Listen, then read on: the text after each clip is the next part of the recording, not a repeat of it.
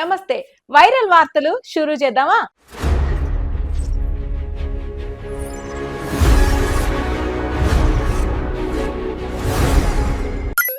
ఓవుల్లా గీ ముచ్చట శ్రద్ధగినుల్లి. ఎందుకంటే మీ గ్యాంగులల్లా దోస్తు గ్యాంగులల్లా ముఖ్యంగా పొద్దుగుకినాక కూడా 12 అయినా రోడ్ల మీద అట్లనే గల్లీలల్లా తిరుగుతా అంటారు కదా, వాళ్లకు గీ వీడియో అయితే ఖచ్చితంగా పంపులి. ఎందుకంటారా, ఆపరేషన్ చెబుర్తా అని ఈ మధ్య కాలంలో పోలీసులు ముందుడు తెచ్చిళ్ళు. ఏ రాత్రి అయినా గాని అది 12 దాటిందా వాళ్ళని తీసుకపోవా, FIR ఫైల్ చేయ, వాళ్ళని తుక్కు దంతాలంట. మరి చూసుకోవాలి, ఈ మధ్యలో గంజాయి బ్యాచ్లని అటు రౌడీ షీటర్లని ఎక్కువైపోయినాయి కదా. మరి గిసొంటి రాకపోతే మనోళ్ళేడా ఆగుతారు? ఖచ్చితంగా ఉండాల్సిందే. మరి మీ వాళ్ళందరికీ జర చెప్పుర్రి, టీ బండి కాడనో బిర్యానీ కాడనో ఏడబడతాడా మేము తినత్తాం తాగత్తాం అంటే ఇది వరకు లాగా చెల్లదు. మరి గుర్తుంచుకోవాలి, 26 ఏళ్ల యువతంట బాయ్ ఫ్రెండ్ పుట్టినరోజు అని ఏదో ఒక గిఫ్ట్ ఇవ్వాలని ఆలోచించిందంట. మరి ఆమెకి ఏం సోచా ఇచ్చిందో తెలియదు కానీ నా దగ్గర పైసలు ఇవ్వాయే ఎట్టి ఇవ్వాలి అనుకున్నదేమో హైదరాబాద్ కు ఊటావుటిన పోయిందంట. జూబ్లీ హిల్స్ లా రమేష్ వాచ్ అండ్ కో షాపులకు పోయిందంట. మరి పైసలు పెట్టి గిఫ్ట్ గిట్లు ఇస్తుందా అని మరి ఆ పోరడు ఎదురు చూస్తాడో, మరి బయట కాపలైతే కాస్తానంట. ఈ పిల్ల పోయి హ్యాండ్ బ్యాగ్ లో ₹1,00,000 వాచన్లా పడేసుకొని వచ్చిందంట. మళ్ళా ఖమ్మానికి వెళ్ళిపోయిందంట.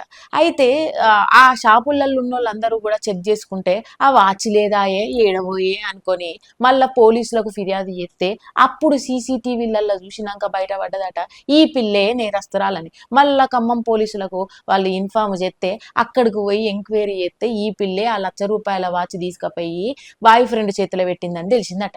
ఇదేం విడ్డూరం వల్ల సంపాదించింది ఇచ్చిందన్నా ఓ సంబరంగాని కొట్టుకొచ్చింది తీసుకొచ్చి అట్లా పెడితే ఇప్పుడు బదనామాయే. ఆ పిల్ల పోయి పోలీస్ స్టేషన్ లో కూర్చునే. ఇదేం విడ్డూరమో ఏమో.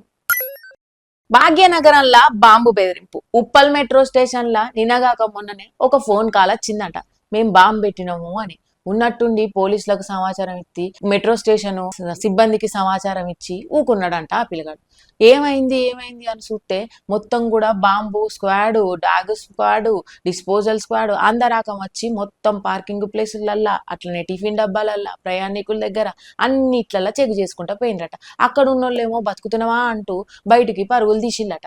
ఈ సంఘటన మొత్తం కూడా భాగ్యనగరాన్ని వణికిచ్చిందని చెప్పాలి. ఇయాల కాకపోతే రేపాయే, అసలు దొరకలేదు ఇప్పటికి. కానీ ముందు ఏమున్నాయో ఏం వినాలనో అని పానం చేతిలో పెట్టుకొని ప్రయాణికులందరూ బయటపడ్డారట. మరి నిజమే కదా, ఇప్పుడున్న ఎండాకాలం సెలవులల్లా హైదరాబాద్ కురికేటోళ్ళు జర నిమ్మలంగా. వెనకటి నుంచి పెండ్లనంగానే మనందరికి యాదిలో పడేది ఓ ముక్క ఓ బొక్క. అట్లనే పెండ్లి కార్డులల్లా ఓ మంచి బొమ్మేసి వాళ్ళకి ఇచ్చినామా, అతిథులను ఆహ్వానించినామా. కానీ సూర్యాపేటలో ఓ పోరడు పెండ్లి కార్డుకు ఎంత బాగా ముఖ్యం ఇచ్చిండు అంటే అందులో పెట్టే బొమ్మల కానుంచి ప్రతి ఒక్కటి కూడా పక్షులకు నీళ్లు పోయుల్లి, పక్షులకు దాన పెట్టుల్లి, గిట్లా సమాజ సేవ చేస్తున్నట్టుగా జీవరాశికి కూడా సేవ చేస్తా అనుకున్నాడో ఏమో. మరి అన్ని జంతువులు ఒకటే అన్నట్టుగా ప్రతి ఒక్కటి బొమ్మల్లాగా పెట్టిండంట. ఇది మొత్తం కూడా వైరల్ అయిపోయింది ఇప్పుడు. అయితే పెళ్లికి వచ్చిన వాళ్ళందరూ కూడా మరి తలంబ్రాలు పోయ్యా బియ్యం పట్టుకపోదామా, అక్షంతలు ఎద్దామా, లేకపోతే పజ్జొన్న గడక పట్టుకపోదామా అని సెటైర్లు ఎత్తాలట.